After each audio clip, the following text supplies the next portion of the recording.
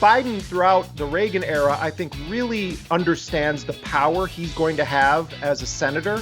He starts to really embrace the framework of the Cold War. He starts to recognize that if we can weaken the Soviet Union, that means that we can expand NATO eastward.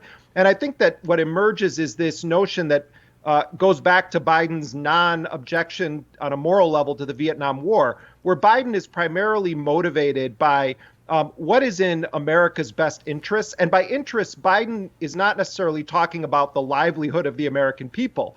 Biden is talking about empire and our push eastward.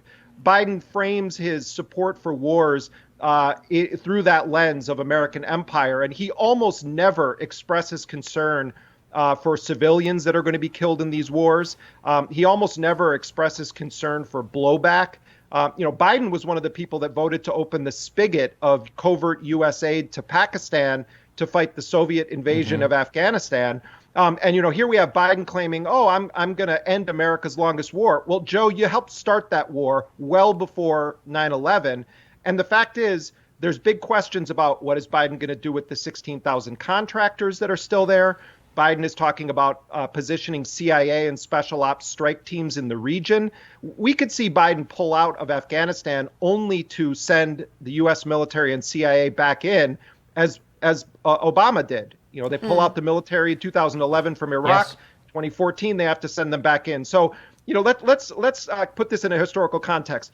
Biden's presidency is claiming to try to undo decades of policy that Biden himself was a central player in creating. It seems to me that many people who I agree with politically, who have all the same political goals as I do, as a leftist, as democratic socialist, it seems to me have bought into, to a great extent, a way of doing politics that's much more about individual morality. It's like whether people are problematic as people, than it is about trying to appeal to the broadest possible mass of people in order to actually achieve all of those goals that we say we care about: getting everybody health care, ending the wars, democratic socialism.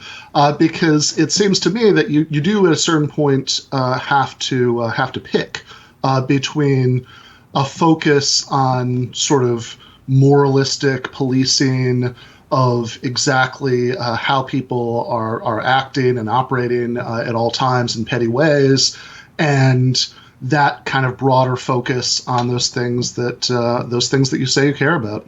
Yeah, I mean, that individual morality focus used to be the province of the right. So it has been strange to see so many truly on the left adopt a similar focus.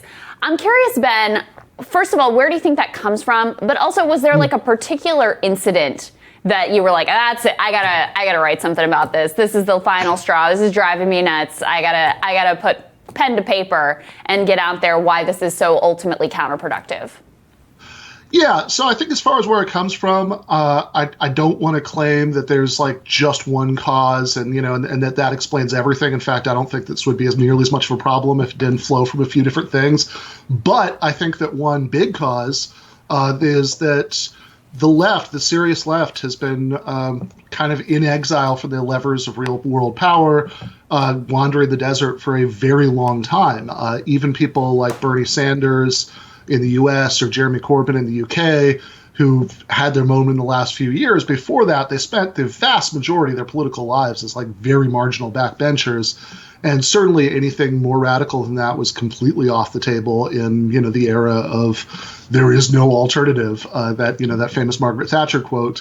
And when your politics don't seem to have any chance of translating into real world power and to actually achieving your stated platform, it's very easy to get sucked into thinking of the point of left politics not as an attempt to change material reality, but just as a kind of symbolic performance of your own moral commitment, which then very easily shades into a constant interrogation of other people's moral commitment, which is where you get exactly what you were just saying, Krystal, which is this way that suddenly leftists start to sound a lot like sort of traditional conservatives. There's something going on here that people aren't paying attention to, which is, but all people on Wall Street are.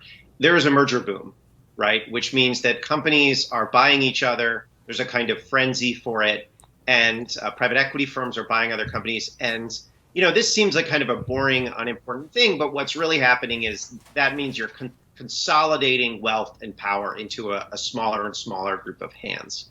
And some of the ways that we see this are through shortages, high lumber prices, semiconductors, and so on and so forth.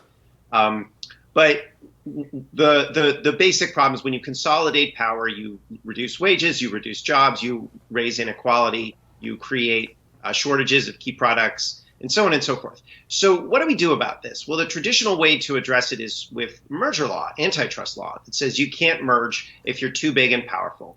And so there's kind of this open question, what is Biden going to do about antitrust law? And so far, he hasn't picked anyone to run the Federal Trade Commission or the antitrust division at DOJ, which is the people that run antitrust law.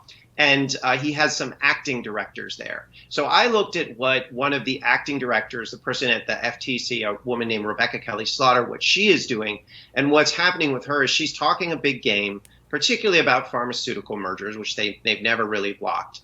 But quietly on the side, waving through giant pharma mergers, and that's signaling to Wall Street, oh, Biden's not really serious about this. Everybody get your deal shoes on and let's go out and buy our competitors.